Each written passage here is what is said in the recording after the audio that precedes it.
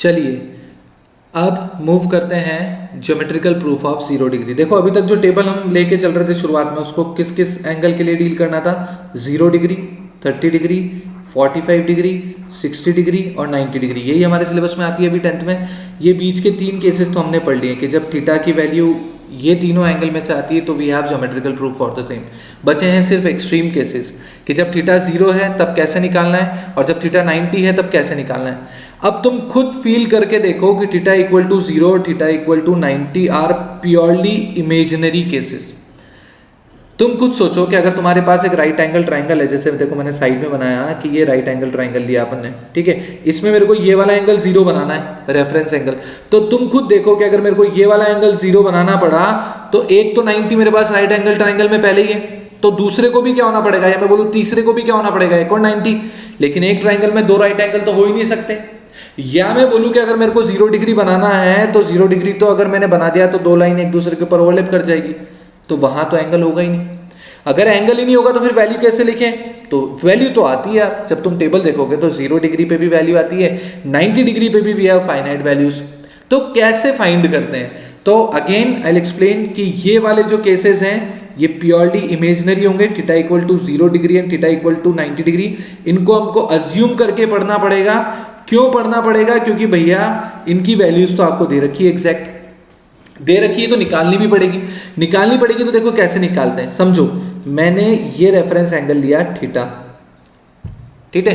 अब इस थीटा को मेरे को क्या बनाना है? 0 डिग्री लेना है रेफरेंस एंगल को, ठीक है। तो 0 डिग्री लाने के लिए मेरे को क्या करना पड़ेगा? इस थीटा की वैल्यूज को 1 बाय 1 नीचे लेके जाना पड़ेगा। मतलब देखो अगर मैं थीटा को यहां से लेट्स से यहां पर ले आता हूं तो एक ही नई वैल्यू यहां पर आ जाएगी और थीटा जो पहले जो वैल्यू थी उससे थोड़ी छोटी वैल्यू ले लेगा। चलो मैं इसको खसकाते हुए लेट्स से यहां पर ले आया तो क्या हो जाएगा? थीटा और छोटा हो जाएगा। सपोज करो मैं इसको और खिसकाते हुए यहां पर ले आया, एक ही नई पोजीशन आ गई। तो वैल्यू क्या हो रही है? थीटा की वैल्यू, अगर थीटा हमारे पास कुछ इस तरीके से एंगल था, वो धीरे धीरे धीरे क्या कर रहा है? खत्म हो रहा है। मेरे को इसको 0 लाना है, ठीक है। तो 0 लाने के लिए ये तुम्हें समझ में आना चाहिए कि अगर मैं इसको बिल्कुल बेस के नजदीक ले जाऊंगा तो ये 0 के ऑलमोस्ट इक्वल आ जाएगा, और अगर मैं इसको बिल्कुल बेस पे ही ले आऊं, मतलब थीटा को पूरा का पूरा ही नीचे मिला दूं, तो ही वो थीटा 0 बनेगा। अगेन आई रिपीट कि it is purely imaginary case, क्योंकि जैसे तुमने थीटा को 0 बनाया ट्राइंगल ही नहीं रहा पहली बात तो, लेकिन वैल्यू है इसलिए मानना पड़ेगा कि मैंने थीटा को बिल्कुल माइन्यूट जाके ले गया। तो बिल्कुल माइन्यूट जाके ले जाने पे क्या हुआ? टेंस टू 0 पे ले गया, मतलब 0 के बिल्कुल नजदीक। तो क्या हो जाएगा कि जो दोनों वैल्यूज हैं AC और BC वो एक दूसरे पे ओवरलैप हो जाएगी। अगर मैं इसको एक्सप्रेशन वाइज देखूं तो ये 0 बनाने के लिए मेरे को क्या क्या करना पड़ा? मेरे को जो AB की लेंथ थी उसको 0 करना पड़ा पहली बात तो, क्योंकि देखो पहले तुमको AB पूरी लाइन दिख रहा था, फिर A और छोटा हुआ और छोटा हुआ और छोटा हुआ, लास्ट केस पे जाके A और B दोनों मर्ज हो जाएंगे। यहां पर देखो जब थीटा 0 बनेगा तो A और B दोनों मर्ज हो जाएंगे, मतलब इन दोनों के बीच में कोई गैप रहेगी नहीं, और गैप रही रहेगी तो AB की लेंथ क्या लेनी पड़ेगी? 0। फिर एक और क्या चीज दिखी कि जब अगर A और B दोनों मर्ज हो गए तो इस केस में तो मेरे पास क्या आ गया कि जो BC है वो AC के इक्वल आ गया। सिर्फ इमेजिन कर रहे हैं, कभी आ नहीं सकता है, कभी बेस हाइपोटेन्यूज के इक्वल नहीं हो सकता, लेकिन since it is an imaginary case तो मानना पड़ेगा। तो जब मेरे को थीटा को समराइज कर रहा हूं, जब मेरे को थीटा को 0 करना पड़ेगा तो थीटा के ऑपोजिट जो लेंथ है उसको मेरे को धीरे धीरे करके डाउन लाना पड़ेगा। जैसे मैं डाउन लेके आऊंगा मेरे को क्या हो जाएगा कि वो जब दोनों ओवरलैप हो जाएगी तो थीटा 0 हो जाएगा। ओवरलैप होते ही लेंथ खत्म हो गई उसके ऑपोजिट, और बेस और हाइपोटेन्यूज मर्ज हो गए। यहां तक हमने देखा थीटा इक्वल टू 0 को। तुम इसको ऐसे भी मान सकते हो कि एक काम करना कि 3 मैच स्टिक लेना, एक को बेस पे लेना, एक को हाइट बनाना और एक को हाइपोटेन्यूज बनाना, 3 मैच स्टिक से, ठीक है। अब क्या करो कि जो हाइट वाली मैच स्टिक है, तो मान के चलो कि ये मैच स्टिक लगाई हुई 3, अब मैंने क्या करा? हाइट वाली को हटा दिया। हाइट वाली को जैसे ही हटाया तो क्या हुआ कि हाइट 0 हो गई, और जो वो था हाइपोटेन्यूज और बेस वो मर्ज हो गए, तो जो दोनों के बीच में एंगल बन गया वो क्या बन गया? 0। तो जब भी हम 0 डिग्री की बात करते हैं, क्योंकि देखो हमारे पास रेफरेंस एंगल कहाँ था? यहां था, तो परपेंडिकुलर कहाँ होगा? ऑपोजिट में ही होगा। बेस कहाँ होगा? बेस पे ही होगा, वो तो नीचे ही। और हाइपोटेन्यूज कहाँ होगा? यहां पर होगा। तो अब अगर मैं इन वैल्यूज को देखूं तो मैं ऐसा लिख सकता हूं क्या कि for imaginary case theta equal to 0 degree, जो परपेंडिकुलर होगा वो गायब हो जाएगा, परपेंडिकुलर गायब हो जाएगा, थीटा के ऑपोजिट साइड को गायब करना पड़ेगा, तभी वो दोनों साइड्स मर्ज होगी। और जो बेस है BC और जो हाइपोटेन्यूस है AC, उन दोनों को इक्वल आना पड़ेगा। दोनों एक दूसरे पे ओवरलैप हो जाएगी। इक्वल कैसे हुई? देखो दोनों स्टार्ट C से हो रही है और दोनों एंड जो है वो A और B पे जाके हो रही है, क्योंकि A और B तो मर्ज हो गए। तो अगर यहां तक समझ में आया तो फिर तो ट्रिग्नोमेट्रिक रेशियोज आ गए। क्या आ गए कि साइन 0 डिग्री की वैल्यू क्या हो जाती है? Perpendicular upon hypotenuse. Perpendicular 0, hypotenuse is hypotenuse, तो साइन 0 इज 0। तभी तो टेबल में साइन 0 की वैल्यू 0 लेते हैं। कॉस 0 देखो, कॉस 0 क्या हो जाएगा? Base upon hypotenuse. Since base and hypotenuse both are equal, तो इसको तो बेस अपॉन बेस लिख के कैन बी रिटन एज 1। फिर टेन थीटा को देखो कि टेन 0 क्या होता है कि it is perpendicular, sorry it is perpendicular upon base. Perpendicular is 0, base is base, so it is equal to 0 upon something which is 0 itself. जब तीन वैल्यूज हम निकाल चुके हैं तो बाकी की तीन कैसे निकालेंगे? रेसिप्रोकेट करके। तो निकालते हैं। cot 0 की वैल्यू क्या हो जाएगी? Base upon perpendicular. बेस तो है इसे, लेकिन perpendicular is 0 and something divided by 0 is not defined. ये वैल्यू डिफाइंड होगी नहीं, क्योंकि जब P बाई Q फॉर्म में Q ही 0 हो गया तो फिर हमारे पास क्या हो जाएगा? नॉट डिफाइंड फॉर्म हो जाएगा। अगर sec 0 देखें तो sec 0 कहां पहुंच जाएगा? sec 0 degree is hypotenuse upon base, both are same, तो base upon base and it is equal to 1। फिर cosec 0 की अगर अपन बात करें तो cosec 0 क्या हो जाएगा?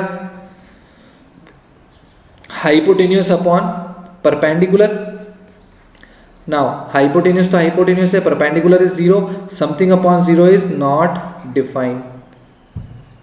आ गई 6 वैल्यूज। देखो थीटा इक्वल टू 0 पे, तो थीटा इक्वल टू 0 पे क्या किया हमने? मैं फिर बता रहा हूं कि जब थीटा इक्वल टू 0 पढ़ा जाता है तो हमको क्या करना पड़ेगा? मैच स्टिक लेनी पड़ेगी, परपेंडिकुलर को गायब करना पड़ेगा, तभी जाके थीटा 0 हो जाएगा। जब थीटा 0 हुआ तभी हमारा केस क्या बन गया? 0 डिग्री का। तो 0 डिग्री के लिए क्या हुआ कि परपेंडिकुलर को 0 किया और बेस और हाइपोटेन्यूस को इक्वल कर दिया। अब अगर 0 डिग्री समझ में आया तो फिर तो इसका एक और भाई 90 डिग्री भी समझ में आ जाएगा। बिल्कुल सेम अप्रोच से 90 डिग्री भी निकाल सकते हैं। कैसे निकालेंगे? चलो समझाता हूं। अच्छा एक काम करते हैं, जस्ट अ मिनट। ओके, ऊपर वाला डायग्राम तो तुम्हारे पास है ही सही, ठीक है। इस ऊपर वाले डायग्राम को फील करो अच्छे से। सोचो कि जब हमारे पास एक लाइन ऐसी थी और दूसरी लाइन पे एंगल ऐसे बन रहा था, ठीक है। जब मैं इस नीचे वाली लाइन को 0 बनाता जा रहा हूं, जब मैं बेस वाली लाइन को 0 बनाता जा रहा हूं, तो जो एंगल A है इस डायग्राम में वो किसकी तरफ जाता जा रहा है? 90 की तरफ जाता जा रहा है। क्यों 90 की तरफ जाता जा रहा है? समझाता हूं। देखो समझते हैं इसको अच्छे से। 90 वाला केस,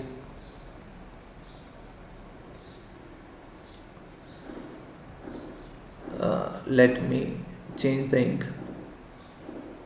ओके, जैसे मेरे को 90 डिग्री बनाना है ना, तो समझना है इसको ढंग से। ये मैंने वापस से राइट एंगल ट्रायंगल बनाया ABC, ठीक है। अब की बार मेरे को रेफरेंस एंगल को क्या लेना है? 90 लेना है। मतलब ये वाला जो थीटा है इसको कहाँ लेके जाना है? 90 पे लेके जाना है। अब तुम सोचो कि इस थीटा को अगर मेरे को 90 बनाना है तो एक तो मैं ऐसा सोचूं कि इसको मैं ऐसे बना दूं तो ये 90 बन जाएगा, लेकिन वो तो ट्रायंगल से ही बाहर चल गया। तो क्या कोई ऐसा तरीका है कि ट्रायंगल के अंदर ही बना सकें? बिल्कुल बना सकते हैं। क्या कि सर इस एंगल A को 0 कर दो। अगर इस अपर एंगल A को 0 कर देते हो तो देखो ये ऑलरेडी 90 है और ये जो बचा हुआ है ये भी 90 हो जाएगा एंगल सम प्रॉपर्टी से, और वो ट्रायंगल के अंदर ही हो जाएगा। और एंगल A को 0 करना तो अभी सीखा था हमने। जब बेस पे एंगल A था तो उसको क्या करते थे? धीरे धीरे करके नीचे करते थे और 0 हो जाता था। तो अगर अब इस वर्टिकल एंगल A को 0 होना है तो ऑब्वियसली हमको इस A को क्या करना पड़ेगा? छोटा करना पड़ेगा और छोटा करना पड़ेगा। जब A की वैल्यू 0 की तरफ जाती जा रही है तो देखो C की वैल्यू बढ़ती जा रही है। पहले जो एंगल सपोज करो अगर 45 या 60 के आसपास था तो वो 80 हो गया और थोड़ा बड़ा हो गया। अगर मैं इस A को बिल्कुल इस B के ऊपर लेके आ जाऊं इस तरीके से, अगर A और B मिल जाए तो जो एंगल C है वो ऑलमोस्ट 90 हो जाएगा। मतलब इस A को नीचे नहीं लेके आए, इस C को हम बिल्कुल B के पास लेके आ गए। सोचो कि जो ये जो बेस वाली लाइन है ये आगे आती जा रही है, आगे आती जा रही है, तो एंगल बढ़ता जा रहा है। तुम खुद देख लो सी की वैल्यू बढ़ती जा रही है। जब तुम इसको और इसके बीच वाले केस पे लेके जाओगे, जैसे मान लो तुम यहाँ पर ले आए इसको, तो देखो सी की वैल्यू अप्रॉक्स 90 हो गई, और बिल्कुल जब बी को सी से ही मिला दोगे तो वो क्या हो जाएगा, पूरा का पूरा 90 ही बन जाएगा। तो 90 के एक्सेप्शनल केस के लिए तुमको क्या करना पड़ा, तुमको बीसी को गायब करना पड़ा, बीसी को जीरो करना पड़ा, बेस को गायब करना पड़ा, और क्या करना पड़ा, तुमको ए बी और ए सी को इक्वल बनाना पड़ा, कि जो ए बी थी ना उस सी को भी घुमा के ए पे लिया है। अब मैं तुमको वापस समझाता हूं जुगाड़ से। मैच स्टिक ली तीनों, ठीक है। पहले तुम क्या कर रहे थे कि इस तरीके के 3 मैच स्टिक को तुमने चिपका रखा था राइट एंगल ट्रायंगल बना के। तुम अब की बार बेस को उड़ा दो। अगर बेस को उड़ाओगे तो क्या होगा, बेस वुड बी जीरो, और जो हाइपोटेन्यूज था वो मर्ज हो जाएगा परपेंडिकुलर के पास आके, तो P इक्वल टू एच हो जाएगा। तो मैं क्या लिखूंगा कि for theta equal to 90 degree, अगर थीटा 90 डिग्री है तो उसके लिए परपेंडिकुलर, देखो थीटा 90 कहां पर है, ये रेफरेंस एंगल है, तो इसके ऑपोजिट ए बी जो होगा वो परपेंडिकुलर होगा, बेस तो बेस की जगह पे होगा और हाइपोटेन्यूज हाइपोटेन्यूज की जगह पे होगा, ठीक है। तो अब क्या हो जाएगा कि फॉर 90 परपेंडिकुलर जो हो जाएगा वो हाइपोटेन्यूज के ऊपर चला जाएगा, और बेस जो हो जाएगा वो जीरो हो जाएगा। बेस को गायब होना पड़ेगा, तभी जाके सी जो है वो बी पे मिलेगा और दोनों की वैल्यू 90 होगी। हमारा जो मेन टारगेट था वो एंगल सी को ही 90 डिग्री बनाना था। फाइन। अब अगर पी बी और एच डिफाइन हो गए तो अब तो एंगल डिफाइन हो जाएंगे। क्या कि we know that sin 90 is equals to perpendicular upon hypotenuse, p and h both are same, so it would be equal to 1. cos 90 is equal to base upon hypotenuse, base कितना है 0, hypotenuse कितना है h, तो answer would be 0. tan 90 is equal to perpendicular upon base, अब perpendicular base की value कितनी है 0, और p अपॉन 0 क्या होता है, नॉट डिफाइंड, ये वैल्यू डिफाइंड ही नहीं होगी। That's why we always say कि tan 90 is equal to not defined. अब तो समझ में आ रही होगी वैल्यू कैसे बनती है टेबल पे। तो अगर मेरे को cot 90 चाहिए तो cot 90 क्या हो जाएगा, reciprocal of tan 90 b upon p। अब this time base is 0, so overall is 0। sec 90 is equal to what, h upon b, ठीक है। अब h की वैल्यू कितनी है h, लेकिन b की वैल्यू कितनी है 0, तो it would be again not defined. और cosec 90, cosec 90 की वैल्यू क्या हो जाएगी, cosec 90 is h upon p। अब h और p तो दोनों सेम ही है, तो it is h upon h and answer is 1। सो ये वैल्यू सारी की सारी डिफाइन हो गई 90 डिग्री के लिए भी। तो मेरे हिसाब से दोनों जो आपके इमेजिनरी केस थे वो तुमको समझ में आ गए होंगे। जब हमको थीटा इक्वल टू 0 पे कैलकुलेट करना होता है तो हमको क्या करना पड़ता है, जो बेस एंगल है उसको 0 बनाना पड़ता है। देखो बेस एंगल को अगर 0 बना रहे हैं तो परपेंडिकुलर को गायब करना पड़ेगा, मतलब p इक्वल टू 0, और b और h मर्ज हो जाएंगे। अगर हमको 90 बनाना है, एक्सेप्शनल केस अगर 90 बनाना है तो उस केस में क्या करना पड़ेगा कि जो हाइट पे एंगल है उस हाइट पे एंगल को क्या करो, धीरे धीरे धीरे करके डाउन लेके जाओ, तो बेस गायब होता हुआ दिख जाएगा। तो इसके लिए हमको क्या करना पड़ेगा कि बेस को 0 बनाना पड़ेगा और p और b को मर्ज करना पड़ेगा, तब जाके ये वैल्यूज निकल के आएगी। तो ये थे geometrical proof of angles of 0 degree, 30 degree, 45 degree, 60 degree and 90 degree, and hopefully आपको समझ में आ गए होंगे। चलिए, थैंक यू।